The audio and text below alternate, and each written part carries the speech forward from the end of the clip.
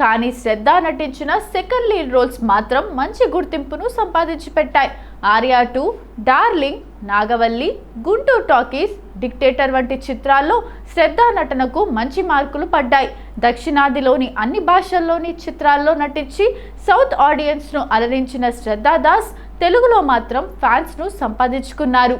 నటిగా వెండితెరపైనే కాకుండా D15 dance షోతో బుల్లితెరపైన అలరించింది. ఈ షో తర్వాత మరింత క్రేజ్ దక్కించుకున్నారు.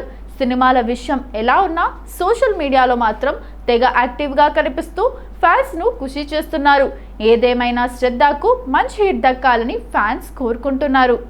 పారిజాత పర్వం 2024లో విడుదలైన తెలుగు సినిమా. వనమాలి క్రియేషన్స్ బ్యానర్పై మీరా మహిదర్ రెడ్డి, దేవేష్ నిర్మించిన ఈ సినిమాకు సంతోష్ కంబంపాటి దర్శకత్వం వహించారు. చైతన్యరావు, సునీల్, శ్రద్ధా దాస్, మాలవిక సతీశన్ ప్రధాన పాత్రల్లో కనిపించారు. ఈ సినిమా ఆహా OTTలో స్ట్రీమింగ్ అవుతోంది.